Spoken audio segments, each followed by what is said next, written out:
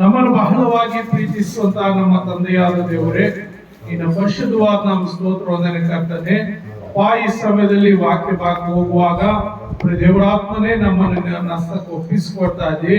ಪರಿಶುದ್ಧಾತ್ಮ ದೇವರೇ, ನೀನೇ ನನ್ನೊಟ್ಟಿಗೆ ಬಂದು ನೀವು ಮಾತನಾಡುವಾಗ ಅಪ್ಪ, ನೀವು ಮಾತನಾಡುವ ಮಾತುಗಳು ನಾವೆಲ್ಲರೂ ಕೇಳಿ ನಿನ್ನ ವಾಕ್ಯಾನುಸಾರವಾಗಿ ನಾವು ದೇವರ ಒಂದು ಆತ್ಮಿಕ ಮಾರ್ಗದಲ್ಲಿ ಬೆಳೆದಪ್ಪ ನಿನಗೋಸ್ಕರ ಈ ಲೋಕದಲ್ಲಿ ಜೀವಿಸುವಾಗಿ ಕರ್ತನೆ ನಿನ್ನ ನಾಮವನ್ನು ಮಹಿಮೆ ಪಡಿಸುವ ರೀತಿಯಲ್ಲಪ್ಪ ಈ ವಾಕ್ಯದ ಸಂದೇಶದ ಮುಖಾಂತರ ನಮ್ಮ ಆತ್ಮಿಕ ಜೀವಿತಗಳನ್ನು ಬಲಪಡಿಸಿ ಈ ವಾಕ್ಯವನ್ನು ಕೇಳುವಂತ ಪ್ರತಿಯೊಬ್ಬೊಬ್ರು ಅಪ್ಪ ಶ್ರದ್ಧೆಯಿಂದ ಕೇಳಿ ತಮ್ಮ ಜೀವಿತವನ್ನು ಆತ್ಮಿಕವಾಗಿ ಅಪ್ಪ ಬಲಪಡಿಸಿಕೊಳ್ಳುವ ಹಾಗೆ ನೀವು ತಾನೇ ಸಹಾಯ ಆಶೀರ್ವದಿಸಬೇಕೆಂದು ಯೇಸು ನಾಮದಲ್ಲಿ ಪ್ರಾರ್ಥಿಸುತ್ತೇನೆ ತಂದೆ, ಆಮೆನ್. ದೇವರ ನಾಮಕ್ಕೆ ಸ್ತೋತ್ರವಾಗಲಿ. ಇವತ್ತು ವಾಕ್ಯದ ಅಂಶ ಏನಂದ್ರೆ, ನಾವು ಸೇವಿಸುವ ದೇವರಿಗೆ ಚಿತ್ತವಿದ್ದರೆ, ಅಂದ್ರೆ ನಾವು ಆರಾಧಿಸುವ ದೇವರಿಗೆ ಚಿತ್ತವಿದ್ದರೆ, ಅಂದ್ರೆ ಚಿತ್ತವಿದ್ದರೆ ಅಂದ್ರೆ ಮುಂದಕ್ಕೆ ಆತನ ನಮ್ಮನ್ನ ರಕ್ಷಿಸಲಿ, ನಮ್ಮನ್ನು ಕಾಪಾಡಲಿ ಎಂಬುದಾಗಿ ಚಿತ್ತವಿದ್ದರೆ. ನಾವು ದಾನಿಯೇಲ ಗ್ರಂಥದಲ್ಲಿ 3ನೇ ಅಧ್ಯಾಯ 17ನೇ ವಚನ ಮತ್ತೊಂದು ಸಾರಿ ಓದ್ಕೊಳ್ಳೋಣ. ಅರಸೆ, ನಾವು ಸೇವಿಸುವ ದೇವರಿಗೆ ಚಿತ್ತವಿದ್ದರೆ ಆತನು ದಗದಗನೆ ಉರಿಯುವ ಅವಿಗೆಗಳಿಂದ ನಮ್ಮನ್ನು ಬಿಡಿಸಬಲ್ಲನು, ಹೇಗೂ ನಿನ್ನ ಕೈಯಿಂದ ನಮ್ಮನ್ನು ಬಿಡಿಸುವನು. Hallelujah, hallelujah, hallelujah. ಇಲ್ಲಿ ಈ ಒಂದು ಗ್ರಂಥದಲ್ಲಿ 3ನೇ ಅಧ್ಯಾಯ 1ನೇ ವಚನದಿಂದ ನೋಡುವಾಗ ಅಲ್ಲಿ ಒಂದು ಕಾರ್ಯ ನಡೀತದೆ.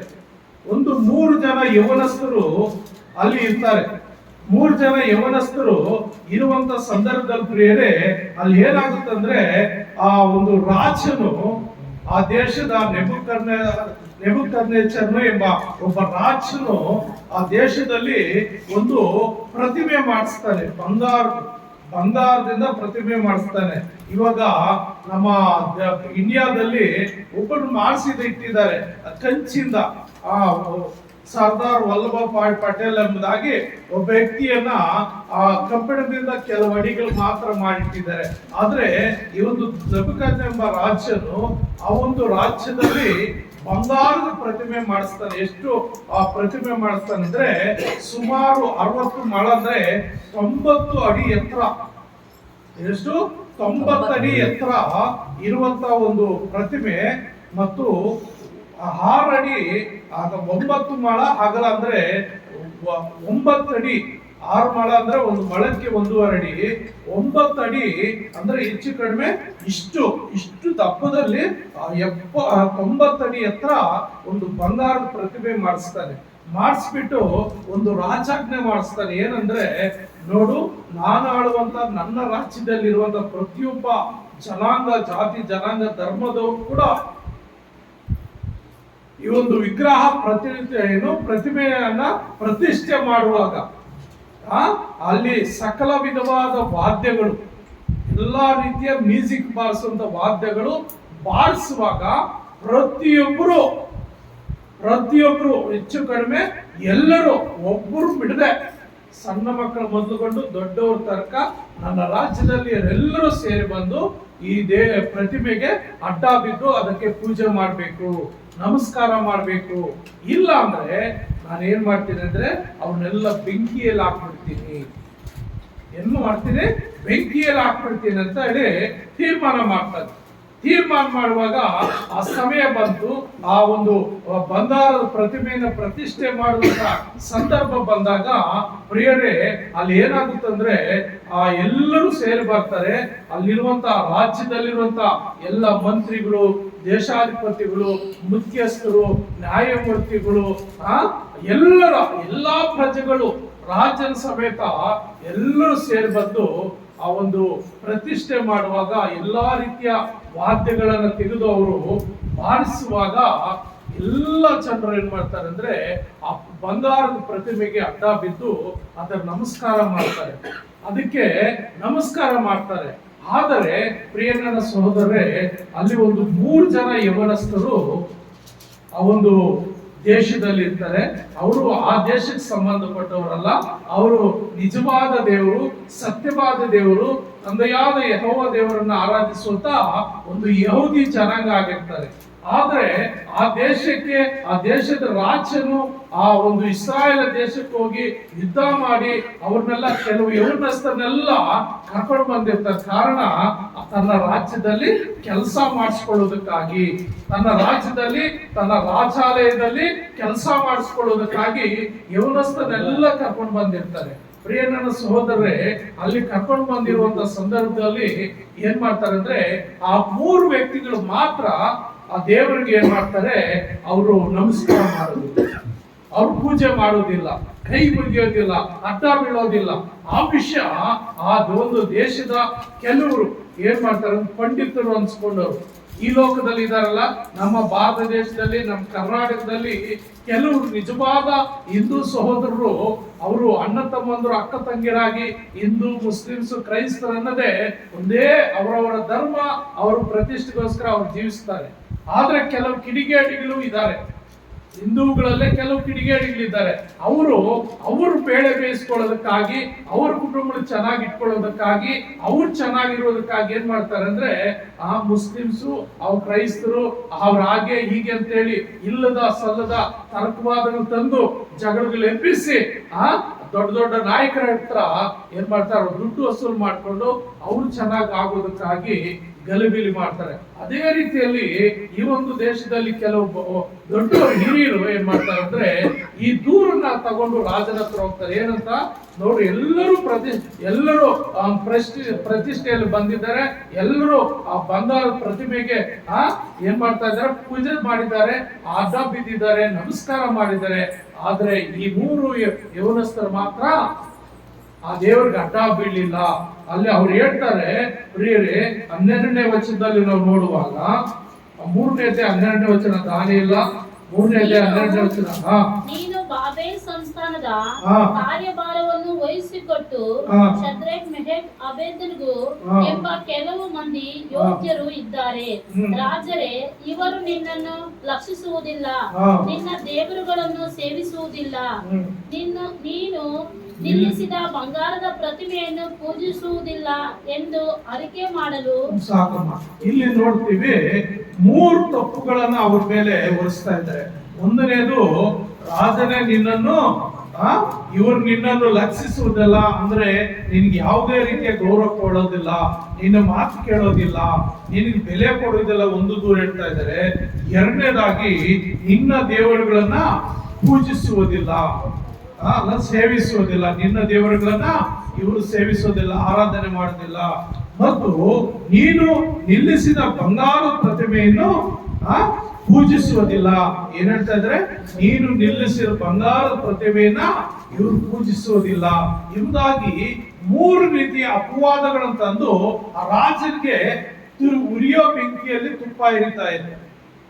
ಉರಿಯೋ ಬೆಂಕಿಯಲ್ಲಿ ತುಪ್ಪ ಹೆಚ್ಚಿ ಇನ್ನೂ ದೊಡ್ಡದಾಗಿ ಮಾಡೋ ರೀತಿಯಲ್ಲಿ ಅಲ್ಲಿ ಏನ್ ಮಾಡ್ತಾ ಇದ್ದಾರೆ, ಅವ್ರು ಕ್ರಿಯೇಟ್ ಮಾಡ್ತಾ ಇದ್ದಾರೆ, ಅಲ್ಲಿ ಅವ್ರು ಕ್ರಿಯೇಟ್ ಮಾಡ್ತಾ ಇದ್ದಾರೆ.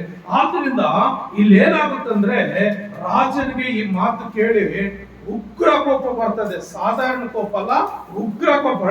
ಯಾವನವನು ಇಲ್ಲಿದ್ದಾನೆ, ಎಳ್ಕೊಂಡ್ ಬಂದ್ರೆ ಅವನ್ನ, ನನ್ನ ಮಾತು ಕೇಳೋದಿಲ್ವಾ, ನನಗೆ ವಿಧೇಯರಾಗೋದಿಲ್ವಾ, ನನ್ನ ರಾಜ್ಯದಲ್ಲಿದ್ದು ನಾನು ಕೊಟ್ಟಂತ ಕೆಲಸ ಮಾಡಿಕೊಂಡು ಅವರು ಎಲ್ಲಿದ್ದಾರೆ, ಎಳ್ಕೊಂಡ್ ಬರ್ರ ಅಂತೇಳಿ ಕೋಪ ಮಾಡಿಕೊಂಡು 3 ಜನ ಎಳ್ಕೊಂಡ್ ಬರ್ತಾರೆ.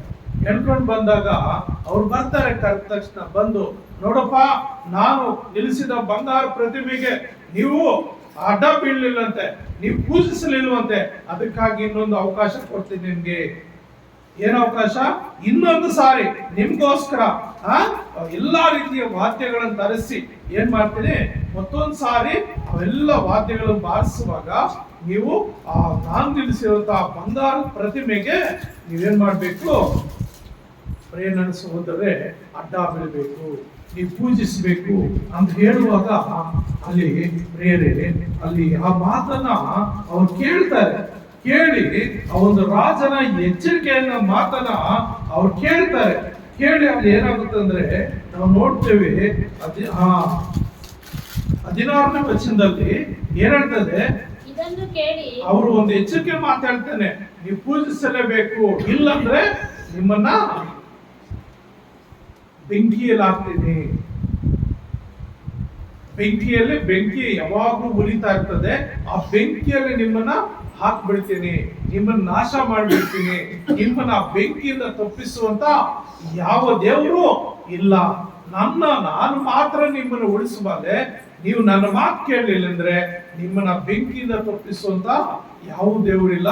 ನೀವೆಲ್ಲ ಬೆಂಕಿಯಲ್ಲಿ ಬಿದ್ದು ಸುಟ್ಟೋಗ್ತೀರಿ ಅಂತ ಹೇಳುವಾಗ ಪ್ರೇರೆ ಅಲ್ಲಿ ನಾವು ನೋಡ್ತೇವೆ 16ನೇ ವಚನ ಆತನ ಏನ್ ಹೇಳ್ತಾನೆ, ಇದನ್ನು ಕೇಳಿ ಶದ್ರಕ್ ಮೆಷಕ್ ಅಬೇದ್ನೆಗೋ ಎಂಬವರು ರಾಜನಿಗೆ ನೆಬೂಕದ್ನೆಚ್ಚರನೇ, ಈ ವಿಷಯದಲ್ಲಿ ನಾವು ನಿನಗೆ ಏನು ಹೇಳಬೇಕಾಗಿಲ್ಲ. ಅಂದ್ರೆ ನೀನ್ ಹೇಳಿದಂತ ವಿಷಯದಲ್ಲಿ ನಾವು ನಿನ್ಗೆ ಏನು ಹೇಳ್ಬೇಕಾಗಿಲ್ಲ. ಕಾರಣ ಏನಂದ್ರೆ ಅಲ್ಲಿ ಏನ್ ಹೇಳ್ತಾರೆ, ಅರಸೆ ಮುಂದುವರಿಸ್ತಾ ಹೇಳ್ತಾನೆ, ಅರಸೆ ನಾವು ಸೇವಿಸುವ ದೇವರಿಗೆ ಚಿತ್ತವಿದ್ದರೆ ಆತನು ದಗದಗನೆ ಉರಿಯುವ ಹವಿಗೆಯೊಳಗಿಂದ ನಮ್ಮನ್ನು ಬಿಡಿಸಬಲ್ಲನು, ಹೇಗೋ ನಿನ್ನ ಕೈಯಿಂದ ನಮ್ಮನ್ನು ಬಿಡಿಸುವನು. ಏನೇ ನಾವು ನಿತ್ಯವೂ ಆರಾಧಿಸುವಂತ ದೇವರು, ನಿತ್ಯವೂ ಪೂಜಿಸುವಂತ ದೇವರು. ಆತನು ಭೂಮಿಯನ್ನ, ಆಕಾಶವನ್ನ, ಅದರಲ್ಲಿರುವ ಸಮಸ್ತ ನನ್ನನ್ನ ಈ ಎಲ್ಲ ದೇಶಗಳನ್ನು ಉಂಟು ಮಾಡಿದ ದೇವರು. ಚಿತ್ತವಿದ್ರೆ ಆತ ನಮ್ಮನ್ನ ನಿನ್ನ ಕೈಯಿಂದ ಬಿಡಿಸ್ತಾನೆ.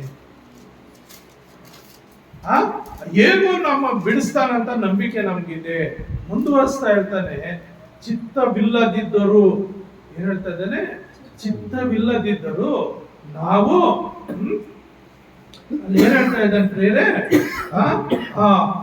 ಚಿತ್ತವಿಲ್ಲದಿದ್ದರು ರಾಜನೇ ಇದು ನಿಮಗೆ ತಿಳಿದಿರಲಿ, ನಾವು ನಿನ್ನ ದೇವರುಗಳನ್ನ ಪೂಜಿಸುವುದಿಲ್ಲ, ನೀನು ನಿಲ್ಲಿಸಿದ ಬಂಗಾರದ ಪ್ರತಿಮೆಯನ್ನು ಪೂಜಿಸುವುದಿಲ್ಲ ಎಂಬುದಾಗಿ ಸ್ಪಷ್ಟವಾಗಿ ಹೇಳ್ಬಿಡ್ತಾರೆ. ಈಗ ಈ ಲೋಕದಲ್ಲಿ ಅನೇಕರಿಗೆ ಕೆಲವು ದೇವರುಗಳ ಆಯ್ಕೆ ಮಾಡ್ಕೊಳ್ತಾರೆ. ಏನಂತಂದ್ರೆ ಇವತ್ತು ಕೆಲವರು ಬಂದಿಲ್ಲ.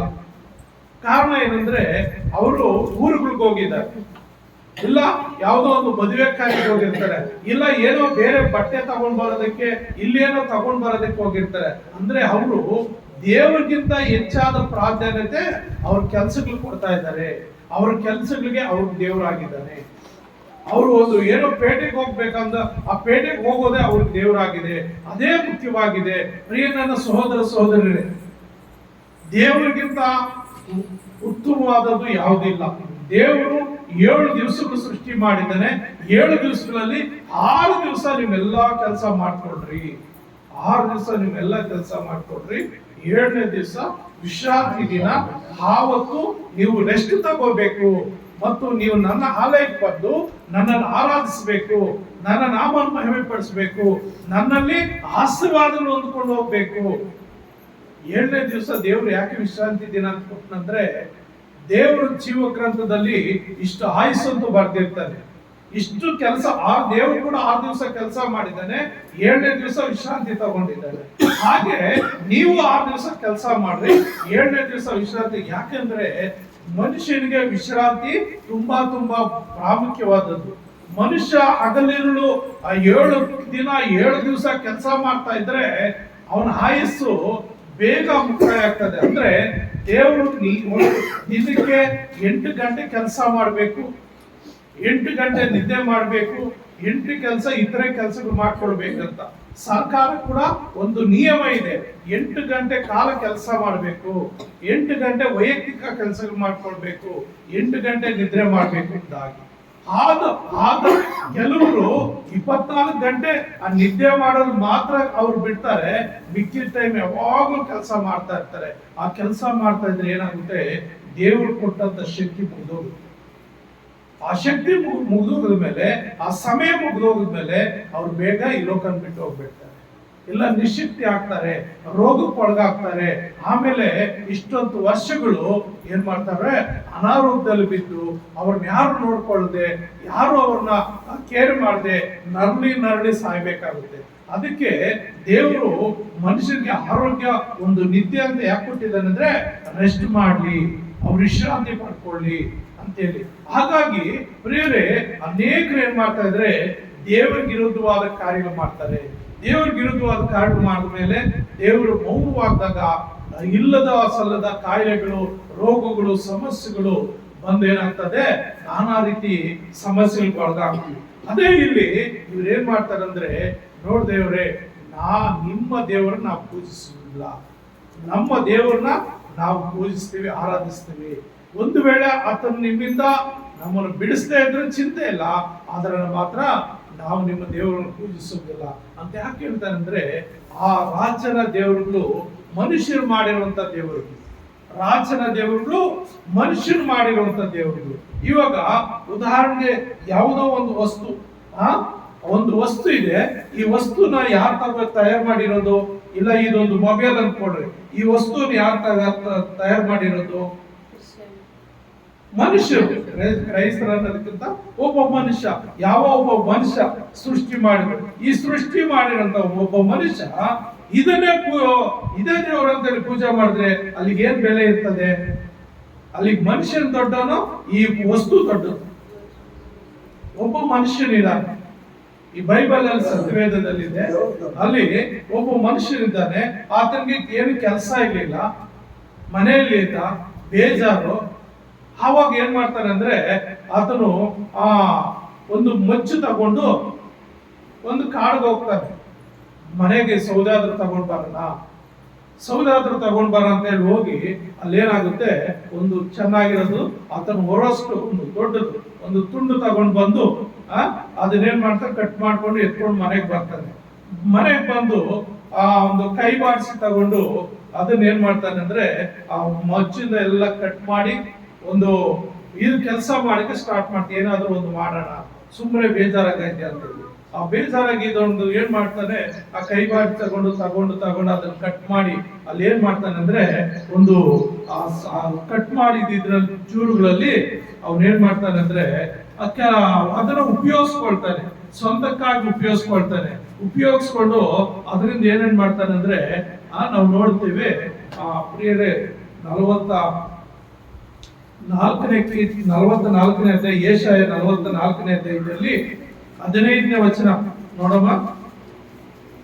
ಯೆಶಾಯ 44:15ನೇ ವಚನದಲ್ಲಿ, ಅದು ಸೌದೆಗಾಗುವುದು, ಅವನು ಸ್ವಲ್ಪ ತೆಗೆದು ಕಾಯಿಸಿಕೊಳ್ಳುವನು, ಉರಿಸಿ ರೊಟ್ಟಿ ಸುಡುವನು, ಅದರಲ್ಲೇ ಒಂದು ದೇವರನ್ನು ಮಾಡಿಕೊಂಡು ಪೂಜಿಸುವನು, ಬೊಂಬೆ ಕಿತ್ತಿ ಅಡ್ಡ ಬೀಳುವನು, ಒಂದು ಭಾಗವನ್ನು ಬೆಂಕಿಯಲ್ಲಿ ಉರಿಸುವನು, ಅದು ಮಾಂಸ ಭೋಜನಕ್ಕೆ ಅನುಕೂಲಿಸುವುದು, ಬಾಡಿಸುವುದು ಹಸುವೆ ತೀರಿಸಿಕೊಳ್ಳು ಮತ್ತು ಕಾಯಿಸಿಕೊಳ್ಳುತ್ತಾ, ಆಹಾ ಬೆಂಕಿ ಕೆಂಡ ಬೆಚ್ಚಗಾಯಿದೆ ಎಂದು ಕೂಡ ಉಳಿದ ಭಾಗವನ್ನು ತನ್ನ ದೇವರನ್ನಾಗಿ ಬೊಂಬೆ ಕೆತ್ತಿ ಅದಕ್ಕೆ ಹೆರಿಗೆ ಅಡ್ಡ ಬಿದ್ದು, ನೀನೇ ದೇವರೆಂದು ನನ್ನ ರಕ್ಷಿಸು ಎಂದು ಪ್ರಾರ್ಥಿಸುವುದೆಂಬುದಾಗಿದ್ದೇನೆ. ಆ ವ್ಯಕ್ತಿ ಏನ್ ಮಾಡ್ತಾನಂದ್ರೆ, ಹೋಗಿ ಒಂದು ಕಟ್ಟಿಗೆ ತಗೊಂಡು ಬಂದು, ದೊಡ್ಡದು ತಗೊಂಡು ಬಂದು ಅದನ್ನ ಕಟ್ ಮಾಡಿ ಪಾರ್ಟ್ಸ್ ತಗೊಂಡು ಎಲ್ಲ ಚಿಕ್ಕಿ ಅದರಲ್ಲೇ ಅಯ್ಯೋ ಮೈ ಕೈ ಎಲ್ಲ ನೋವು ಬಂತಂತೇಳಿ ಬೆಂಕಿ ಹಾಕಿ ಅದೇ ಸೌದೆಯಲ್ಲಿ ನೀರು ಕಾಯಿಸ್ಕೊಳ್ತಾನೆ. ಮತ್ತೆ ಅದೇ ಸೌದೆಯಲ್ಲಿ ಮಾಂಸ ತಂದು ಬೇಯಿಸ್ಕೊಳ್ತಾನೆ, ಮಾಂಸದ ಊಟ ಮಾಡ್ತಾನೆ. ಮತ್ತು ಅದೇ ಸೌದೆನ ಕೆಂಡಗಳು ಮಾಡ್ಕೊಂಡು ಚಳಿಗಾಲಕ್ಕೆ ಬೆಂಕಿ ಹಾಕೊಂಡು ಬೆಚ್ಚಗಾಯಿದೆ ಅಂತೇಳಿ ಚಳಿ ಕಾಯಿಸ್ಕೊಳ್ತಾನೆ. ಈ ರೀತಿ ಆ ಒಂದು ಮರದಲ್ಲೇ ಎಲ್ಲಾ ರೀತಿಯಲ್ಲಿ ಅಡಿಗೆ ಮಾಡಿಕೊಂಡು ಎಲ್ಲಾ ರೀತಿಯಲ್ಲಿ ಮಾಡಿಕೊಂಡು ಮತ್ತೆ ಅದೇ ಕಟ್ಟಿಗೆಯಲ್ಲಿ ಒಂದು ಬೊಂಬೆಯನ್ನ ಚೆಕ್ಕಿ ಆ ಬೊಂಬೆಗೆ ಏನ್ ಮಾಡ್ತಾನೆ, ಒಂದು ಮನುಷ್ಯನ ರೂಪದಲ್ಲಿ ಚೆಕ್ಬಿಟ್ಟು ತಗೊಂಡು ಬಂದು ಇಲ್ಲಿ ಒಂದು ಕೂಡಲ್ಲಿ ಇಟ್ಬಿಟ್ಟು, ಅಮ್ಮ ನೀನೇ ನನ್ನ ದೇವರು, ನನ್ನ ಕಾಪಾಡು ಅಂತ ಹೇಳಿದ್ರೆ ಎಷ್ಟು ಮಾತ್ರ ಚೆನ್ನಾಗಿರುತ್ತೆ. ಆಲೋಚನೆ ಮಾಡಿ, ಎಷ್ಟು ಮಾತ್ರ ಚೆನ್ನಾಗಿರುತ್ತೆ. ಇದನ್ನ ಯಾರು ಮಾಡಿದ್ದು? ಒಬ್ಬ ಮನುಷ್ಯ. ಆ ಮನುಷ್ಯ ಅದನ್ನು ಮಾಡಿ ಮತ್ತೆ ಅದಕ್ಕೆ ಕೈ ಮುಟ್ಟಿದ್ರೆ ಅಲ್ಲಿ ಎಷ್ಟು ಬುದ್ಧಿವಂತರು ನಾವು ಅಂತ ಮನುಷ್ಯರು. ಅಲ್ಲಿಗೆ ಇದನ್ನು ಮಾಡಿದಂತ ಮನುಷ್ಯ ಮುಖ್ಯನೋ ಇಲ್ಲ ಇದು ಮುಖ್ಯನೋ? ಇದು ಒಬ್ಬ ಮನುಷ್ಯ ಮಾಡಿರೋದು. ಮನುಷ್ಯ ಮಾಡ್ಬಿಟ್ಟು ಅವನೇ ಹೋಗಿ ನೀನೇ ನನ್ನ ದೇವರು ನನ್ನ ಕಾಪಾಡು ಅಂದ್ರೆ ಎಲ್ಲಿ ಕಾಪಾಡುತ್ತೆ? ಆಗುತ್ತಾ? ಕಾಪಾಡಕ್ಕಾಗುತ್ತಾ? ಅಲ್ಲಿಗೆ ಇದನ್ನು ಮಾಡಿರೋಂತ ನಾನೇ ಗ್ರೇಟ್. ಹಾಗೆ ನಾನೇ ಹೋಗಿ ಅದನ್ನ ನಾನು ರಕ್ಷಿಸೋದ್ರೆ ಅದಕ್ಕೆ ಏನ್ ರಕ್ಷಣೆ ಮಾಡ್ತದೆ? ಅದಕ್ಕೆ ಕೈ ಉಂಟು ಮುಟ್ಟೋದಿಲ್ಲ, ಕಾಲುಂಟು ನಡೆಯೋದಿಲ್ಲ, ಕಿವುಂಟು ಕೇಳೋದಿಲ್ಲ, ಬಾಯುಂಟು ಮಾತಾಡೋದಿಲ್ಲ, ಮೂಗುಂಟು ವಾಸನೆ ನೋಡೋದಿಲ್ಲ, ಅದು ಯಾವುದೂ ಮಾಡೋದಿಲ್ಲ. ಕಾರಣ ಏನಂದ್ರೆ ಅದನ್ನ ನಾನೇ ಮಾಡ್ತೀನಿ, ನಾನೇ ಒಂದು ಗುಡಿಯಲ್ಲಿ ಇರ್ತೀನಿ, ನಾನೇ ತಗೊಂಡೋಗಿ ಅದಕ್ಕೆ ಒಂದು ಕೋಲ್ಗಳಾಕಿ ಅದನ್ನ ಭುಜದ ಮೇಲೆ ಎತ್ಕೊಂಡು ಹೋಗಿ ಮೆರವಣಿಗೆ ಮಾಡ್ತೀನಿ ಮತ್ತು ನಾನೇ ತಂದು ಅಲ್ಲಿ ಕೂರಿಸ್ತೀನಿ. ಅದನ್ನ ನಾನು ದೇವರಂದ್ರೆ ಎಷ್ಟು ಮಾತ್ರ ಅಂದ್ರೆ ಅನೇಕ ಸಾರಿ ನಾವೇ ಬುದ್ಧಿವಂತರ ಅಂದ್ಕೊಳ್ದೆ ನಾವೇ ಅವಿವೇಕಿಗಳಾಗ್ಬಿಡ್ತೀವಿ, ಬುದ್ಧಿಹೀನರಾಗ್ಬಿಡ್ತೀವಿ. ಅದಕ್ಕಾಗಿ ಇಲ್ಲಿ ಹೇಳ್ತಾನೆ ಅವನು ಎಷ್ಟು ಮಾತ್ರಕ್ಕೂ ನಾನು ದೇವ್ರನ್ನ ಪೂಜೆ ಮಾಡೋದಿಲ್ಲ, ಅಡ್ಡ ಬಿಡೋದಿಲ್ಲ ಅಂತ ಹೇಳುವಾಗ ಪ್ರೇರೆಯ ರಾಜನ ಕೋಪ ಬಂದ್ಬಿಡ್ತದೆ. ಕೋಪ ಬಂದ ಅದನ್ನ ಏನ್ ಮಾಡ್ತಾನೆ ಅಂದ್ರೆ ತಗೊಂಡೋಗಿ ಆ ಪ್ರೇರೆ ಯಾರೆಲ್ಲ ಅಂತ ಸೈನಿಕ ಕಟ್ಟಾಗ ಕೆಲವರು ಒಳ್ಳೆ ಉತ್ತಮರು ಬಲಶಾಲಿಗಳು ಬಂದು ಸ್ವಾಮಿ ನಾವಿದ್ದೀವಿ, ಆ 3 ಜನ ಹಿಡ್ಕೊಂಡ್ ಬಂದ ಕಟ್ರು, ಅಕ್ಕ ತಗೊಂಡು ಕಟ್ರು. ಕಟ್ಬಿಟ್ಟು ಯಾವಾಗ್ಲೂ ಎಷ್ಟು ಬೆಂಕಿ ಉರಿತಾ ಇದ್ದೋ 7ರಷ್ಟು ಹಾಕ್ರು. ಯಾವಾಗಲೂ ಒಂದು ಹೊರೆ ಕಟ್ಟಿಗೆ ಹಾಕಿ ಬಿಡಿಸ್ತಾ ಇದ್ದೆ, ಇವತ್ತು ಒಂದೇ ಸಾರಿ 7 ಹೊರೆ ಹಾಕಿ ಅಡ್ಸರ್ ಅಂತ ಹೇಳುವಾಗ ಒಂದು ಸಾರಿ ಹೊರೆ ಹುಟ್ಟುವಾಗ ಒಂದಿಷ್ಟು ಬೆಂಕಿ ಉರಿತಾ ಇದೆ ಅಂದ್ಕೊಂಡ್ರೆ 7 ಹೊರೆ ಒಂದೇ ಸಾರಿ ಹಾಕಿ ಬೆಂಕಿ ಹಾಕಿದ್ರೆ ಇನ್ನೆಷ್ಟು ಜೋರಾಗಿ ಬೆಂಕಿ ಬರ್ತದೆ, ಇನ್ನೆಷ್ಟು ಭಯಂಕರವಾಗಿ ಇಟ್ಟಿರ್ತದೆ. 7ರಷ್ಟು ಈ ಬೆಂಕಿ ಹೆಚ್ಚಿಸ್ತಾರೆ ಅಂತ ಹೇಳಿ 7ರಷ್ಟು ಬೆಂಕಿ ಹೆಚ್ಚಿಸ್ಬಿಟ್ಟು ತಗೊಂಡು ಹೋಗಿ ಏನ್ ಮಾಡ್ತಾರೆ, ಇವ್ರು 3 ಜನನ ಕಟ್ಟಿಬಿಟ್ಟು ಆ ಬೆಂಕಿಯಲ್ಲಿ ಬಿಸಾಕ್ಬಿಡ್ತಾರೆ. ಆ ಬೆಂಕಿಯಲ್ಲಿ ಬಿಸಾಕುವಾಗ ಅಲ್ಲಿ ಏನಾಗುತ್ತೆ ಅಂತ ನನ್ನ ಸಹೋದರರೇ, ಅಲ್ಲಿ ಆ ಬೆಂಕಿಯಲ್ಲಿ ಬಿಸಾಕಕ್ಕೆ ಹೋಗ್ತಾರಲ್ವಾ, ಅವ್ರನ್ನೇ ಆ ಬೆಂಕಿ ಸುಟ್ಟಾಕ್ಬಿಡ್ತದೆ. ಯಾಕಂದ್ರೆ ಅಷ್ಟು ಜೋರಾಗಿರ್ತದ ಬೆಂಕಿ. ಇವಾಗ ಅಡಿಗೆ ಮಾಡಕ್ಕೆ 1-2-3 ಸೌದೆ ಇಟ್ಟು ಅಡಿಗೆ ಮಾಡ್ತಾ ಇರ್ತೀವಿ. ಅದಕ್ಕೆ ಒಂದು 10 ಸೌದೆ ಇಟ್ಟು ಬಿಟ್ರೆ ಆ ಒಲೆ ಹತ್ರ ಕುತ್ಕೊಳಕ್ ಆಗುತ್ತಾ? ಕುತ್ಕೊಳಕ್ ಆಗೋದಿಲ್ಲ. ಹಾಗೆ ಒಂದು ಯಾವಾಗ್ಲೂ ಉರಿಯೋದಕ್ಕಿಂತ 7ರಷ್ಟು ಬೆಂಕಿ ಹಾಕಿದಾಗ ಹತ್ರ ಹೋಗಕ್ಕೆ ಆಗೋದಿಲ್ಲ. ಚಿಕ್ಕ ಬೆಂಕಿ ಆದ್ರೆ ಹೋಗೇನೋ ಅಲ್ಲಿ ಕುತ್ಕೋಬಹುದು. ದೊಡ್ಡದಾಗಿ ಎತ್ತರವಾಗಿ ಉರಿತಾ ಇದ್ರೆ ನಾವ್ ಹೇಗೆ ಅಲ್ಲಿ ಕುತ್ಕೊಳಕ್ ಆಗುತ್ತೆ? ಪಾಪ ಬೆಂಕಿ ಪಂಚಮೀಟರ್ ಎತ್ತಮ್ಮ. ಹಾಗೆ ಪ್ರಿಯರು ಏನಾಗುತ್ತೆ ಅಂದ್ರೆ ನಾವು ನೆನೆಸಬೇಕು. ನಾವು ನೆನೆಸಿ ಅಲ್ಲಿ ಏನಾಗುತ್ತಂದ್ರೆ ಆ ಒಂದು ಉದಾಹರಣೆ ಅಲ್ಲಿ 7ರಷ್ಟು ಬೆಂಕಿ ಹಾಕ್ಬಿಡ್ತಾರೆ. 7ರಷ್ಟು ಬೆಂಕಿ ಹಾಕುವಾಗ ಅಲ್ಲಿ ಏನಾಗುತ್ತಂದ್ರೆ ಪ್ರಿಯರೇ, ಎತ್ಕೊಂಡು ಹೋಗ್ತಾರಲ್ವಾ, ಎತ್ಕೊಂಡು ಹೋಗಿ ಆ ಬೆಂಕಿಯಲ್ಲಿ ಹಾಕಿದವ್ರೆ ಸುಟ್ಟೋಗ್ಬಿಡ್ತಾರೆ. ಬೆಂಕಿಯಲ್ಲಿ ಹಾಕಿದವ್ರೆ ಸುಟ್ಟೋಗ್ಬಿಡ್ತಾರೆ. ಆಗ ಅಲ್ಲಿ ಏನಾಗುತ್ತಂದ್ರೆ ಆ ರಾಜನು ಈ ತರ ಎತ್ತರವಾದ ಸ್ಥಳದಲ್ಲಿ ಕುತ್ಕೊಂಡಿರ್ತಾನೆ. ಆ ದೂರದಿಂದ ನೋಡ್ತಾನೆ, ಆ ಬೆಂಕಿಯೊಳಗೆ ನೋಡ್ತಾನೆ. ಅವ್ರು 3 ಜನ ಕಟ್ಟಾಕಿದ್ವಲ್ಲ, ಹಗ್ಗದಲ್ಲಿ ಹಾಕಿ ಕಟ್ಟಾಕಿದ್ವಲ್ಲ, ಅವ್ರು ಏನಾಕಿದ್ದಾರೆ ಅಂತ ರಾಜನು ದೂರದಿಂದ ನೋಡುವಾಗ ಅಲ್ಲಿ ಒಂದು ದೊಡ್ಡ ಅದ್ಭುತ ನಡೀತಾ ಇರ್ತಾರೆ. ಏನು ಅದ್ಭುತ ಅಂದ್ರೆ ಅಲ್ಲಿ 3 ಜನ ಎಲ್ಲ ಬೆಂಕಿಯಲ್ಲಿ, 4 ಜನ ಇದ್ದಾರೆ. Hallelujah, hallelujah, hallelujah. ಅಲ್ಲಿ 4 ಜನ ಇದ್ದಾರೆ. ರಾಜನಿಗೆ ಆಶ್ಚರ್ಯ ಪಡ್ಬಿಟ್ಟು, ಅರೆ ಏನಪ್ಪ ಇದು, ನಾನ್ 3 ಜನ ಕಟ್ಟಿ ಬೆಂಕಿಯಲ್ಲಿ ಹಾಕ್ಸಿದಲ್ಲ, ಇವಾಗ ನೋಡಿದ್ರೆ ಬೆಂಕಿಯಲ್ಲಿ 4 ಜನ ಇದ್ದಾರೆ. ಆ 4ನೇ ವ್ಯಕ್ತಿ ಯಾರು? ಆ 4ನೇ ವ್ಯಕ್ತಿ ಯಾರು ಅಂತ ನೋಡುವಾಗ ಆ 4ನೇ ವ್ಯಕ್ತಿ ಯಾರಾಗಿದೆ ಅಂದ್ರೆ ದೇವರ ಕುಮಾರನು, ದೇವರ ಮಗನು, ಆ ಯೇಸು ಕ್ರಿಸ್ತನು ಆ ಬೆಂಕಿಯಲ್ಲಿ ಅಲ್ಲಿ ಬಂದಿದ್ದಾನೆ. ಆತನ ಹೇಳ್ತಾ ಇದ್ದಾನೆ ನೋಡಿ, ಸ್ಪಷ್ಟವಾಗಿ ಹೇಳ್ತಾ ಇದ್ದಾನೆ. ಆ ದಾನಿಯೇಲ್ ಗ್ರಂಥದಲ್ಲಿ ನೋಡಮ್ಮ,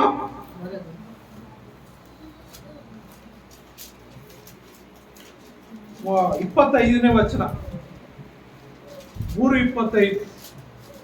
ಅದಕ್ಕೆ ಅವನು ಇಗೋ ಕಟ್ಟಿಲ್ಲದ 4ರನ್ನ ನೋಡುತ್ತೇನೆ, ಬೆಂಕಿಯಲ್ಲಿ ತಿರುಗಾಡುತ್ತಿದ್ದಾರೆ, ಅವರಿಗೆ ಯಾವ ಹಾನಿಯೂ ಇಲ್ಲ. 4ನೇವರ ರೂಪವು ದೇವಕುಮಾರನ ರೂಪದಂತಿದೆ ಎಂದು ಹೇಳಿ ದಗದಗನೆ ಉರಿಯುವ ಆವಿಗೆಯ ಬಾಯಿಯ ಬಳಿಗೆ ಹೋಗಿ ಪರಾತ್ಪರನಾದ ದೇವರ ಸೇವಕರಾದ ಶದ್ರಕ್, ಮೆಷಕ್, ಅಬೇದ್ನೆಗೋ ಎಂಬುವರೇ ಬನ್ನಿರಿ, ಹೊರಗೆ ಬನ್ನಿ ಎಂದು ಕೂಗಲು ಶದ್ರಕ್, ಮೆಷಕ್, ಅಬೇದ್ನೆಗೋ ಎಂಬುವರು ಬೆಂಕಿಯೊಳಗಿಂದ ಹೊರಟು ಬಂದರು. ನೋಡ್ರಿ ಇಲ್ಲಿ ಏನ್ ಹೇಳ್ತಾ ಇದ್ದಾನೆ, ಅಲ್ಲಿ ಕಟ್ಟಿಲ್ಲದ 4 ನೋಡುತ್ತೇನೆ. ಆ ಮಂತ್ರಿನ ಕಾದು ವಿಚಾರಿಸ್ತಾ ಇದ್ದಾನೆ, ಅಲೇ ಮಂತ್ರಿಗಳೇ ಬನ್ರಿ, ನಿಮ್ಮೆಲ್ಲರ ಮುಂದೆ ನಾನು ಆ 3 ಜನರನ್ನ ಹಗ್ಗಗಳಿಂದ ಕಟ್ಟಿಸಿ ಆ ಬೆಂಕಿಯಲ್ಲಿ ಹಾಕಿದ್ನಲ್ಲ, ಈಗ ನೋಡಿದ್ರೆ 4 ಜನ ಇದ್ದಾರೆ, 4 ಜನ ತಿರುಗಾಡ್ತಾ ಇದ್ರೆ, ಒಬ್ಬ ಮನುಷ್ಯ ಯಾರು? ಅವನ ಮುಖ ನೋಡ್ತಾ ಇದ್ರೆ ಪರಾತ್ಪರನ, ಭೂಮಿಯನ್ನ, ಆಕಾಶವನ್ನ, ಇದರಲ್ಲಿರೋ ಸಮಸ್ತವನ್ನು ಸೃಷ್ಟಿ ಮಾಡಿರುವಂತ ಆ ದೇವರ ಮಗನ ರೂಪದಲ್ಲಿ ಅವನು ಕಾಣ್ತಾ ಇದ್ದಾನೆ.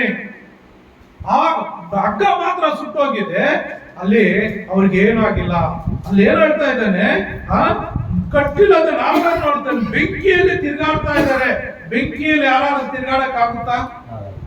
ಎಷ್ಟು ಮಾತ್ರಕ್ಕಾಗಲ್ಲ. ಪ್ರಿಯ ಸಹೋದರರೇ, ಅಂತ ಇವ್ರು ಏನ್ ಮಾಡ್ತಾ ಇದ್ದಾರೆ, 7ರಷ್ಟು ಬೆಂಕಿ ಹಾಕುವಂತ ಆ ಬೆಂಕಿಯಲ್ಲಿ 4 ಜನ ಓಡಾಡ್ತಾ ಇದ್ದಾರೆ ಮತ್ತು ಅವರಿಗೆ ಯಾವ ಹಾನಿಯೂ ಆಗಿಲ್ಲ. 4ನೇ ರೂಪವು ದೇವಕುಮಾರ ರೂಪದಂತಿದೆ ಅಂತ ಹೇಳಿ ಅವ ಏನ್ ಮಾಡ್ತಾನೆ, ಶದ್ರಕ್ ಮೇಷಕ್ ಅಬೇದ್ನೆಗೋರೇ, ನಿತ್ಯವೂ ನೀವು ಆರಾಧಿಸುವಂತ ಪರಾತ್ಪರ ದೇವರು ನಿಮ್ಮನ್ನ ಈ ಬೆಂಕಿಯಿಂದ ಉದ್ಧರಿಸ ಶಕ್ತನಾಗಿದ್ದಾನೆ. ನೀವು ಒಂದ್ ಕೆಲಸ ಮಾಡ್ರಿ, ನೀವೆಲ್ಲ ಮೇಲಕ್ಕೆ ಬನ್ರಿ, ನೀವು ಬೆಂಕಿಯಿಂದ ಹೊರಕ್ಕೆ ಬನ್ರಿ ಅಂತ ಆತನ ಕರೀತಾ ಇದ್ದಾನೆ. ಆತನ ಕರೆಯುವಾಗ ಪ್ರಿಯ ನನ್ನ ಸಹೋದರರೇ, ಅಲ್ಲಿ ಅವ್ರ ಬೆಂಕಿಯಿಂದ ಆರಾಮಾಗಿ ನಡ್ಕೊಂಡು ಬರ್ತಾ ಇದ್ದಾರೆ, ಮೇಲಕ್ಕೆ ನಡ್ಕೊಂಡು ಬರ್ತಾ ಇದ್ದಾರೆ. ಬಂದ ಮೇಲೆ ಅಲ್ಲಿ ಒಂದು ಕಾರ್ಯ ನಡೀತದೆ. ಅವ್ರು ಬಂದು ಆಚೆ ಬಂದು ನೋಡುವಾಗ ಅಲ್ಲೆಲ್ಲ ಮಂತ್ರಿಗಳು, ದೊಡ್ಡವರು, ಚಿಕ್ಕವರು, ಪ್ರತಿಯೊಬ್ಬರು ಸೇರಿ ಬಂದಿದ್ದಾರೆ. ಎಲ್ಲರೂ ಅವ್ರನ್ನ ನೋಡ್ತಾ ಇದ್ದಾರೆ, ಗಮನಿಸ್ತಾ ಇದ್ದಾರೆ. ಅಲ್ಲಿ ಅವ್ರು ಏನ್ ನೋಡ್ತಾ ಇದ್ದಾರೆ ಅಂದ್ರೆ, ಅವ್ರ ಮಾತುಗಳಲ್ಲಿ ಅನ್ಕೊಳ್ತಾ ಇದ್ದಾರೆ. 27ನೇ ವಚನದಲ್ಲಿ, ಅಲ್ಲಿ ಕೂಡಿದ ಉಪರಾಜ, ನಾಯಕ, ದೇಶಾಧಿಪತಿ, ಮಂತ್ರಿಗಳು ಅವರನ್ನು ನೋಡಿ ಅವರ ಮೇಲೆ ಬೆಂಕಿಯ ಅಧಿಕಾರ ನಡೆದಿಲ್ಲ. ಬೆಂಕಿಯಲ್ಲಿ ಬಿದ್ರೆ ಯಾರಾದರೂ, ಇವಾಗ ನಾವು ಬಿದ್ರೆ ಏನಾಗುತ್ತೆ?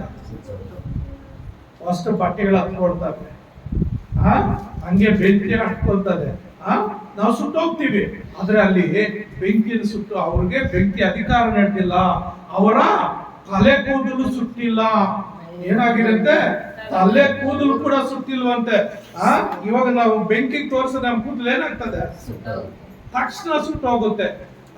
ಸುಮ್ಮನೆ ಬಿಸಿಗೆ ಸಾಕು, ಬಿಸಿ ತಾಕಿದ್ರೆ ಸಾಕು ಕೂದಲೆಲ್ಲ ಮೆಲ್ಟ್ ಆಗೋಗ್ತದೆ. ಆದ್ರೆ ಇಲ್ಲಿ 7ರಷ್ಟು ಬೆಂಕಿ ಹೆಚ್ಚಿಸಿದ್ರು ಅವರು ಕೂದಲು ಸುಟ್ಟಿಲ್ಲ ಮತ್ತು ಅವರ ಶಲ್ಯಗಳಿಗೆ ವಿಕಾರವಿಲ್ಲ. ಅಂದ್ರೆ ಅವ್ರು ಹಾಕಿರುವಂತ ಬಟ್ಟೆ ಯಾವ ರೀತಿ ಮಾಸುಲು ಆಗಿಲ್ಲ. ಬೆಂಕಿನೇ ಅದು. ಏನು ಶಲ್ಯ ಅಂದ್ರೆ, ರಾಜರ ಮನೆಯಲ್ಲಿ ಕೆಲಸ ಮಾಡುತ್ತವರು ಒಳ್ಳೆ ಚೆನ್ನಾಗಿ ಟಿಪ್ ಟಾಪ್ ಆಗಿ ಹಾಕಿ ಒಳ್ಳೆ ಬಟ್ಟೆಗಳು ಹಾಕೊಳ್ತಾರೆ, ಒಳ್ಳೆ ಬಟ್ಟೆಗಳು ಹಾಕೊಂಡು ಅಲ್ಲಿ ಕೆಲಸ ಮಾಡುತ್ತರು. ಆದ್ರೆ ಅವ್ರ ಬಟ್ಟೆಗಳಲ್ಲಿ ಯಾವ ಒಂದು ವಿಕಾರ ಆಗಿಲ್ಲ. ಈಗ ನಮ್ಗೆ ಬಟ್ಟೆ ಏನೋ ಸ್ವಲ್ಪ ಬೆಂಕಿ ಸೋಕಿದ್ರೆ ಏನಾಗುತ್ತೆ? ಅಲ್ಲಿ ಬೆಂಟ್ ಆಗ್ತದೆ, ಇಲ್ಲ ಕಾಟನ್ ಆದ್ರೆ ಸುಟ್ಟು ಹೋಗ್ತದೆ, ತೂದು ಬಿದ್ದು ಹೋಗ್ತದೆ. ಆದ್ರೆ ಅವ್ರಿಗೆ ಏನು ಆಗಿಲ್ಲ ಅಷ್ಟು ಬೆಂಕಿಯಲ್ಲಿ. ಮತ್ತು ಬೆಂಕಿಯ ವಾಸನೆ ಮುಟ್ಟಿಲ್ಲ ಅಂತ ಹೇಳ್ತಾ ಇದ್ರು ನೋಡ್ರಿ. ಬೆಂಕಿಯ ವಾಸನೆ ಇಲ್ಲ ಅಂತೆ. ನಮ್ಮವ್ರು 2 ದಿವಸದಿಂದ ಏನೋ ಒಂದು ಪೆಟ್ರೋಲ್ ವಾಸನೆ, ಮನೇಲಿ ಏನೋ ಒಂಥರ ವಾಸನೆ ಅಂತ ಹೇಳ್ತಾ ಇರ್ತಾರೆ. ಅದೇನೋ ವಾಸನೆ ನನ್ಗೆ ಗೊತ್ತಾಗ್ತಾ ಇದೆ. ಆದ್ರೆ ಈ ಮೂಗು ಎಲ್ಲಾ ರೀತಿ ವಾಸನೆ ಎಳಿತಾ ಇರ್ತದೆ. ಆದ್ರೆ ಅವ್ರ ಬೆಂಕಿ ವಾಸನೆ ತಾಕಿ ಬರುತ್ತೆ. 4 ಜನ. ಯಾಕೆ? ಕಾರಣ ಏನಂದ್ರೆ, ಅವರು ನಿತ್ಯವೂ ಭಜಿಸುವಂತ ದೇವರು ಅವ್ರನ್ನ ರಕ್ಷಿಸಲು ಶಕ್ತನಾಗಿದ್ದಾನೆ. 91ನೇ ಕೀರ್ತನೆಯಲ್ಲಿ ನಾವು ನೋಡುವಾಗ 15ನೇ ವಚನ 2ನೇ ಲೈನಲ್ಲಿ ಏನ್ ಹೇಳ್ತದೆ?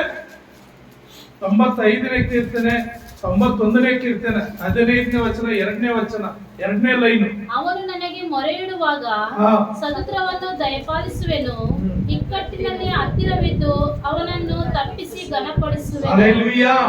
ಇಕ್ಕಟ್ಟಿನಲ್ಲಿ ಹತ್ತಿರವಿದ್ದು ಅವನ ತಪ್ಪಿಸಿ ಘನಪಡಿಸುವನು. 50ನೇ ಕೀರ್ತನೆ 15ನೇ ವಚನ ಕೂಡ ಹೇಳ್ತದೆ, ಕಷ್ಟ ಕಾಲದಲ್ಲಿ ನನಗೆ ಮೊರೆಯಿಡ್ರಿ, ನಾನು ನಿಮ್ಮನ್ನು ಬಿಡಿಸುವೆನು, ಆಗ ನನ್ನನ್ನು ಕೊಂಡಾಡುವಿರಿ. ಪ್ರಿಯ ನನ್ನ ಸಹೋದರಿ, ಇಕ್ಕಟ್ಟಿನಲ್ಲಿ ಹತ್ತಿರವಿದ್ದು ಅವನ ತಪ್ಪಿಸಿ ಘನಪಡಿಸುವನು. ಎಂತ ಇಕ್ಕಟ್ಟು? 7ರಷ್ಟು ಬೆಂಕಿ ಹಾಕಿದ್ದಾರೆ. ಆ 7ರಷ್ಟು ಬೆಂಕಿಯಲ್ಲಿ ಈ 3 ಜನನ ಕಟ್ಟಿ ಆ ಬೆಂಕಿಯಲ್ಲಿ ಹಾಕಿದ್ದಾರೆ. ಆದ್ರೆ ಆ 3 ಜನಕ್ಕೆ ಎಂತ ನಂಬಿಕೆ ಇದೆ? ನಮ್ಮ ದೇವರು ಪರಾತ್ಪರನು, ಸರ್ವವನ್ನು ಸೃಷ್ಟಿ ಮಾಡಿದಂತನು. ಆತ ನಮ್ಮನ್ನ ಈ ಬೆಂಕಿ 7ರಷ್ಟಲ್ಲ 70ರಷ್ಟು ಬೆಂಕಿ ಹಾಕಿದ್ರು ಕೂಡ ಆ ಬೆಂಕಿಯಲ್ಲಿ ನಮ್ಮ ದೇವರು ನಮ್ಮನ್ನು ಬಿಡಿಸಬಲ್ಲನಂತ ನಂಬಿಕೆ ಇದೆ. ಯಾಕೆಂದ್ರೆ ಅವರ ದೇವರ ಮೇಲೆ ಅಷ್ಟು ನಂಬಿಕೆ ಇಟ್ಟಿದ್ದಾರೆ, ಅಪಾರವಾದ ನಂಬಿಕೆ ಇಟ್ಟಿರೋದ್ರಿಂದ ಅವರ ದೇವರು ಮಾತನಾಡುವಂತ ದೇವರು, ಅವರ ದೇವರು ಜೊತೆಗಾರನಾಗಿರುವಂತ ದೇವರು, ಅವರ ದೇವರು ಕೈ ಹಿಡಿದು ನಡೆಸುವಂತ ದೇವರು, ಅವರ ದೇವರು ಮಾತನಾಡಿದರೆ ಕೇಳುವಂತ ದೇವರು. ಹಾಗಾಗಿ ಪ್ರಿಯ ನನ್ನ ಸಹೋದರರೇ, ಅವರ ದೇವರು ಯಾರಂದ್ರೆ ಇವತ್ತು ನೀನು ನಾನು ಆರಾಧಿಸುವಂತ ಆ ಯೇಸು ಕ್ರಿಸ್ತನು. ಆ ತಂದೆ ಆ ದೇವರು ನಾವು ಪ್ರಾರ್ಥನೆ ಮುಖಾಂತರ ಮಾತನಾಡುವಾಗ, ಪ್ರಾರ್ಥನೆ ಮುಖಾಂತರ ದೇವರೊಟ್ಟಿಗೆ ಮಾತನಾಡುವಾಗ ಆತನು ಮಾತನಾಡ್ತಾನೆ, ಆತನ ಕಾರ್ಯ ಮಾಡ್ತಾನೆ, ಆತನ ಅದ್ಭುತ ಮಾಡ್ತಾನೆ.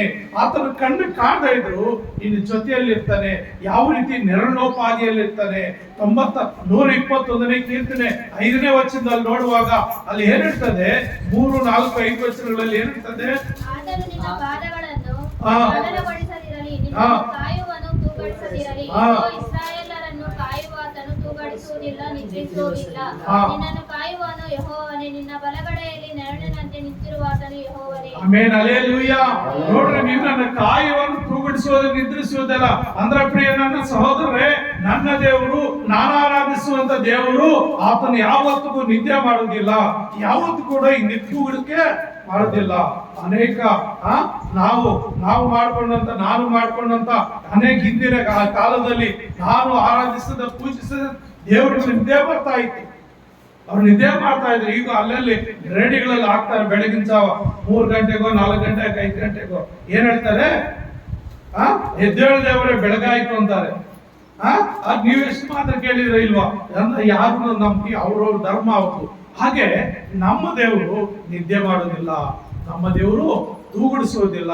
ನಮ್ಮ ದೇವರು ಏನ್ ಮಾಡ್ತಾನೆ, 24 ಗಂಟೆ ಎಚ್ಚರಿಕವಾಗಿದ್ದು ನಮ್ಮನ್ನು ಕಾಯುವತನಾಗಿದ್ದಾನೆ ಮತ್ತು ನಮ್ಮ ಬಲಗಡೆಯಲ್ಲಿ ನೆರಳೋಪಾದಿಯಲ್ಲಿ ಇರ್ತಾನೆ. Hallelujah, hallelujah. ಇವಾಗ ನೀವೆಲ್ಲೆಲ್ಲಿ ಕೂತ್ಕೊಂಡಿದ್ರು ಅಲ್ಲಿ ನಿಮ್ಮ ನೆರಳು ನಿಮ್ಮ ಪಕ್ಕದಲ್ಲೇ ಇದೆ. ನಿಮ್ಮ ಪಕ್ಕದಲ್ಲಿ ಇರುವಾಗ ಆ ನೆರಳು ನೀವೆಲ್ಲಿ ಹೋದ್ರೂ ನಿಮ್ జొతేలు బర్తదిలో అయ్యారో నీడు మీ జొతలో వస్తుందో లేదో, మీరు ఎక్కడి పైన మీ జొతలోనే వస్తుంది. ఆ నీడు వల్లే దేవుడు మీ జొతలో ఉంటాడు. యేసప్పుడు నిత్యము ఆరాధించే దేవుడు, నిజమైన దేవుడు, నువ్వు ఎక్కడ పైన నీడు వలె నీ జొతలో ఉండి ఆయన నిద్రపోయేదంతా తూగుడిచ్చేదంతా 24 గంటలు ఎక్కువగా ఏమేమి హెచ్చరికగా మెలకుగానే ఉంటాడు. కాబట్టి ఆయన దేవుడు, కాబట్టి ఆయనకి నిద్రపోయే అవసరం లేదు. ఆయన దేవుడు కాబట్టి ఆయనకి నిద్ర వచ్చేలేదు. ఎలాంటి సర్వము సృష్టించిన దేవుడు, ఆయనకి అలుపయ్యలేదు. అలుపైన వాడు నిద్రపోవాలా, ఆయనకి అలుపయ్యేది ఇంకాడ ఆయనకి నిద్ర వస్తుంది. కాబట్టి ఆయన నిత్యము దేవదూతలతో స్తుతించేవాడు దేవుడు. ఇప్పుడు మనకి ఇక్కడ వెలుగుంది. అమెరికా వేరే వేరే దేశాల్లో అక్కడ చీకటి ఉంది, వాళ్ళు నిద్రపోతా ఉంటారు, మనం దేవుని ధ్యానిస్తా ఉంటాం. మనకి పొద్దు పుడతాడు, వాళ్ళకి పొద్దు పుడతా ఉంటుంది. కొందరికి ఇప్పుడు మధ్యాహ్నం అనుకోండి, కొందరికి ఇప్పుడు పొద్దు పుడతా ఉంటుంది. ఇప్పుడు ఈ టైంలో పొద్దు పుడతా ఉంటుంది కొందరికి, మనకు మధ్యాహ్నం. నేను ఒక సహోదరు ఉంది ఇస్రాయల్ దేశంలో, ఆ బిడ్డను ఎప్పుడన్నా మాట్లాడడానికి ఫోన్ చేస్తే, అమ్మా నీకు ఎప్పుడు ఫోన్ చేయాలంటే, అయ్యా నాకు 5 గంటలు 5:30 అట్లా ఫోన్ చేయండి సాయంకాలం. ఆ టైము మాకు మధ్యాహ్నం అంట, మనకి సాయంకాలము వాళ్ళకి మధ్యాహ్నం అంటే ఆవిడ భోజనానికి రెస్ట్, గవర్ రెస్ట్ ఉంటుంది. ఆ టైంలో చేస్తే నేను మీతో మాట్లాడే అవకాశం ఉంటుంది. అంటే ఇప్పుడు మనకు మధ్యాహ్నం పోతే వాళ్ళకి పొద్దున ఇంటి, మనకు సాయంకాలం పోతే వాళ్ళకి అంటే దేవుడు 24 గంటలు దేవుడిని ఆరాధిస్తూనే ఉంటారు. 24 గంటలు మనం కొనుక్కోండి, ఇంకొక తోట ఇంకొక దేశంలో పొద్దు పుడుతుంది, ఆడ వాళ్ళ దేవుని జ్ఞాపకం చేస్తూ ఉంటారు. కాబట్టి దేవుడు 24 గంటలు బతికింటాడు. ఆయన 24 గంటలు నిద్రపోయే దేవుడు కాదు. ఎలాంటే ఇడీ ప్రపంచాన్ని సృష్టించిన దేవుడు, ప్రపంచానికి ఏకైక దేవుడు అయినాడు. కాబట్టి ఆయన ప్రపంచానికి దేవుడు కాబట్టి ఆయన నిద్ర వచ్చేలే, తూగుడికి వచ్చేలే, ఆయన కలుపోయాడు. ఆయన 24 గంటలు లేచి 24 గంటలు మనం చూస్తూ ఉంటాడు. కాబట్టి అలాంటి దేవుడు ఎవరు నమ్మిండారు? ఈ షద్రక్ మెషక్ అబేద్నెగో. కాబట్టి వాళ్ళు 7 అంతలు అగ్గిలో వేసినా కూడా వాళ్ళకి సావరాలేదు, వాళ్ళు కాలిపోలేదు, వాళ్ళు బూడిది కాలేదు. కాబట్టి అక్కడ రాజు ఏం చేస్తాడు? ఒక ఆజ్ఞ ఇస్తా ఉన్నాడు. ಒಂದು ಆಜ್ಞೆ ಕೊಡ್ತಾ ಇದ್ದಾನೆ ನೋಡ್ರಿ. 28ನೇ ವಚನದಲ್ಲಿ ಆಗ ನೆಬೂಕದ್ನೆಚ್ಚರನು ಶದ್ರಕ್ ಮೇಷಕ್ ಅಬೇದ್ನೆಗೋ ಎಂಬವರು ದೇವರಿಗೆ స్తోత్రವಾಗಲಿ, హల్లెలూయా. ఆయన చేసిన దేవుని మర్చిపోయినాడు, ప్రతిమను మర్చిపోయినాడు. ఎవడు అగ్గిలో ఇంకా బయటికి వాళ్ళని తీసిన అగ్గి వాళ్ళని ఏం చేయలేదో ఆయన అప్పుడు నిజమైన దేవుని నమ్ముతా ఉంటాడు. మీరు ఆరాధించే దేవునికి స్తోత్రం కలుగును గాక, ఆయనకే నమస్కారము, ఆయనకే ఆరాధన అని ಏನು ಆ ಮುಗ್ಗರು ಶದ್ರಕ್ ಮೇಷಕ್ ಅಬೇದ್ನೆಗೋ ದೇವರನ್ನ ಅವರು ಆತನ ಸ್ತೋತ್ರ ಮಾಡ್ತಾ ಇದ್ದಾನೆ. ಅಲ್ಲಿ ಮುಂದೆ ಹೇಳ್ತಾ ಇದ್ದಾನೆ ಏನಂತ? ಆತನು ತನ್ನ ದೂತನನ್ನು ಕಳಿಸಿ ತನ್ನಲ್ಲಿ ಭರವಸೆದ ರಾಜಾಜ್ಞೆಯನ್ನು ಜಯಿಸಿ, ಭರವಸೆಟ್ಟು ರಾಜಾಜ್ಞೆಯನ್ನು ಏನು ಪೂಜೆ ಮಾಡ್ಬೇಕು ಅಂತ, ಅಪ್ಪು ಹಠ ಬೆಳಿಬೇಕು ಅಂತ. ನಾನು ನಿಮ್ಸಿದ ಬಂಗಾರದ ಪ್ರತಿಮೆಗೆ ನೀವು ಹಠ ಬೆಳಿಬೇಕು, ನಾವು ಬೀಳೋದಿಲ್ಲ, ನಮ್ಮ ದೇವರು ಸರ್ವಶಕ್ತನು ಅಂತ ಹೇಳುವಾಗ ಆ ರಾಜಾಜ್ಞೆಯನ್ನು ಜಯಿಸಿ ಏನಂತ, ತನ್ನನ್ನೇ ಹೊರತು ಇನ್ನಾವ ದೇವರನ್ನು ಸೇವಿಸಿ ಪೂಜಿಸಬಾರದೆಂದು ಸ್ವದೇಹಗಳನ್ನು ಮರಣಕ್ಕೆ ಒಪ್ಪಿಸಿದ ತನ್ನ ಸೇವಕನನ್ನು ಉದ್ಧರಿಸಿದನಲ್ಲ. ಅಂದ್ರೆ ಮರಣ ಬೇಕಾದ್ರೂ ಹೊಂದುತ್ತೀವಿ, ನಾವು ನಿಮ್ ದೇವ್ರಿಗೆ ಪೂಜೆ ಮಾಡೋದಿಲ್ಲ ಅಂತ ಹೇಳ್ಬಿಡ್ತಾರೆ ಸ್ಪಷ್ಟವಾಗಿ. ನಾವು ಮರಣ ಬೇಕಾದ್ರೆ ಒಂದು ಬಿಡ್ತೀವಿ, ನಮ್ ದೇವ್ರಿಗೆ ಬದುಕಿಸದೇ ಇದ್ರೆ ಚಿಂತೆ ಇಲ್ಲ. ಈ ಲೋಕದಲ್ಲಿ ನಾವು ಸತ್ತೋದ್ರು ಕೂಡ ಪರಲೋಕ ಹೋಗ್ಬಿಡ್ತೀವಿ, ದೇವರ ಹತ್ರ ಹೋಗ್ಬಿಡ್ತೀವಿ. ಈಗಾದ್ರೂ ದೇವರ ಸನ್ನಿಧಿಯಲ್ಲಿ ಇರ್ತೀವಿ. ಹಾಗಾಗಿ ನಿನ್ನ ದೇವರ ರೀತಿಗೂ ನಾವು ಪೂಜಿಸೋದಿಲ್ಲ, ಅಡ್ಡ ಬೀಳೋದಂತ ಧೈರ್ಯವಾಗಿ ಹೇಳ್ತಾರೆ. ಅದಕ್ಕೆ ಅದನ್ನ ಏನ್ ಹೇಳ್ತಾ ಇದ್ದೇನೆ, ಸಕಲ ಜನಾಂಗಕ್ಕೂ ಭಾಷೆಗಳು ಯಾರಾದ್ರೂ ಶದ್ರಕ್ ಮೇಷಕ್ ಅಬೇದ್ನೆಗೋ ಎಂಬುವರ ದೇವರ ವಿಷಯದಲ್ಲಿ ಅಲ್ಲದ ಮಾತನಾಡಿದರೆ ಅವರನ್ನು ಚೂರು ಚೂರಾಗಿ ಕತ್ತರಿಸಿ ಅವರ ಮನೆಗಳನ್ನು ತಿಪ್ಪೆಯಾಗಿ ಮಾಡಿ ಮಾಡಕ್ಕೆ ಆಜ್ಞೆಯನ್ನು ವಿಧಿಸುತ್ತೇನೆ. ಒಂದು ಹೊಸ ಆಜ್ಞೆ ವಿಧಿಸ್ತಾ ಇದ್ದೇನೆ. ಇವರು ದೇವರು ನಿಜವಾದ ದೇವರು, ಇವರು ಸತ್ಯವಾದ ದೇವರು. ಹಾಗಾಗಿ ಪ್ರಿಯ ನನ್ನ ಸಹೋದರರೇ, ಇವ್ರನ್ನ ಏನ್ ಮಾಡ್ಬೇಕು? ಇವರ ದೇವರನ್ನ ಯಾರಾದ್ರೂ ಅಲ್ಲದ ಸಲ್ಲದ ಮಾತು ಮಾತಾಡಿದರೆ, ಅಲ್ಲ ಸಲ್ಲದ ವಿಷಯಗಳಲ್ಲಿ ಇವ್ರ ದೇವರನ್ನ ಗೇಲಿ ಮಾಡಿದರೆ, ನಾನೇನ್ ಮಾಡ್ತೀನಿ? ಅವ್ರನ್ನೆಲ್ಲನೂ ಎತ್ಕೊಂಡು ಬಂದು ಚೂರ್ ಚೂರ್ ಮಾಡಾಕ್ ಬಿಡ್ತೀನಿ. ಅವ್ರ ದೇಹಗಳನ್ನೆಲ್ಲ ಚೂರ್ ಚೂರ್ ಮಾಡಿ ಅವ್ರ ಮನೆಗಳನ್ನ ತಿಪ್ಪಿಯಾಗೆ ಮಾಡಿಬಿಡ್ತೀನಿ. ಇದು ನನ್ನ ರಾಜಾಜ್ಞತೆಯಲ್ಲಿ ತನ್ನ ದೇಶದ ಜನರಿಗೆಲ್ಲ ಎಚ್ಚರಿಕೆ ಮಾತು ಕೊಡ್ತಾನೆ. ಮತ್ತು ಆತನ ಸರ್ವಶಕ್ತನ ದೇವರಾಗಿರೋದ್ರಿಂದನೇ ಇವ್ರು ಬೆಂಕಿಯಿಂದ ಕಾಪಾಡಿದ್ದಾನೆ ಅಂತ ಹೇಳಿ ಅವ್ರ ದೇವ್ರಿಗೆ ವಿಧೇಯನಾಗಿ ಅವನು ಏನ್ ಮಾಡ್ತಾನೆ? ಪ್ರಿಯ ನನ್ನ ಸಹೋದರರೇ, ಅವನು ಉನ್ನತ ಸ್ಥಾನಕ್ಕೆ ತರ್ತಾನೆ. ಅವ್ರ ಕೆಲಸದಲ್ಲಿ ಇನ್ನೂ ಹೆಚ್ಚಿನ ಬಡ್ತಿ ಕೊಟ್ಟು, ಪ್ರಮೋಷನ್ ಕೊಟ್ಟು, ಇನ್ನೂ ಹೆಚ್ಚಿನ ಉದ್ಯೋಗ ಕೊಟ್ಟು ತನ್ನ ರಾಜ್ಯದಲ್ಲಿ ತನ್ನ ಸೇವೆ ಮಾಡ್ಕೊಳ್ಳಿಕ್ಕೆ ಆತನಿಗೆ ಕೊಡ್ತಾನೆ. ಆಗ ಪ್ರಿಯ ನನ್ನ ಸಹೋದರರೇ, ದಾನಿಯೇಲನು, ಶದ್ರಕ್ ಮೇಷಕ್ ಅಬೇದ್ನೆಗೋ, ಇಲ್ಲಿ ನಾವು 3 ವ್ಯಕ್ತಿಗಳು ನೋಡ್ತಾ ಇದ್ದೀವಿ. ಶದ್ರಕ್ ಮೇಷಕ್ ಅಬೇದ್ನೆಗೋ ದೇವರು ಎಂತ ದೇವರು? ಜೀವಿಸುವಂತ ದೇವರು, ಬೆಂಕಿಯಿಂದ ತಪ್ಪಿಸಿದ ದೇವರು. ಆ ಬೆಂಕಿ ವಾಸನೆ ಕೂಡ ಮುಟ್ಟದ ಹಾಗೆ ಅವರ ಜೊತೆಯಲ್ಲಿ ಇಕ್ಕಟ್ಟಿನಲ್ಲಿ ಹತ್ತಿರವಿದ್ದು ತಪ್ಪಿಸಿ ಘನಪಡಿಸ್ತೇನೆ ಅಂತ ಹೇಳಿದ ವಾಗ್ದಾನ ಮೇರೆಗೆ ಆ ಬೆಂಕಿಯಲ್ಲಿ ಅವರು ಬೀಳುವಾಗ ದೇವರಲ್ಲಿ ಪ್ರತ್ಯಕ್ಷನಾಗಿದ್ದಾನೆ. ಅವರ ಜೊತೆಯಲ್ಲಿದ್ದು ಅವ್ರ ಬೆಂಕಿ ತಾಕದ ರೀತಿಯಲ್ಲಿ ಆ ಬೆಂಕಿಯಿಂದ ರಕ್ಷಿಸಿದ ದೇವರು ನಿನ್ನನ್ನು ರಕ್ಷಿಸಲು ಸಿದ್ಧನಾಗಿದ್ದಾನೆ. ನಿನ್ನನ್ನು ಕಾಪಾಡಲಿಕ್ಕೆ ಆತನು ಶಕ್ತನಾಗಿದ್ದಾನೆ. ನಿನ್ನ ಇಕ್ಕಟ್ಟು ಬಂದರೆ ಆತನು ತಪ್ಪಿಸಲಿಕ್ಕೆ ಸಿದ್ಧನಾಗಿದ್ದಾನೆ. ಆದ್ರೆ ನೀನು ಮಾಡ್ಬೇಕಾದ್ರೆ ಏನಂದ್ರೆ, ಆ ಶದ್ರಕ್ ಮೇಷಕ್ ಅಬೇದ್ನೆಗೋ ಯಾವ ರೀತಿ ಆ ದೇವರಲ್ಲಿ ನಂಬಿಕೆ ಇಟ್ಟರು, ಬಲವಾದ ರೀತಿಯಲ್ಲಿ ಒಂದು ತೀರ್ಮಾನ ತೆಗೆದುಕೊಂಡ್ರು, ಅದೇ ರೀತಿಯಲ್ಲಿ ನೀನು ತೀರ್ಮಾನ ತೆಗೆದುಕೊಳ್ಬೇಕಾಗಿದೆ. ಅದೇ ರೀತಿಯಲ್ಲಿ ನೀನು ಆ ದೇವರ ಮೇಲೆ ನಂಬಿಕೆ ಇಡಬೇಕಾಗಿದೆ.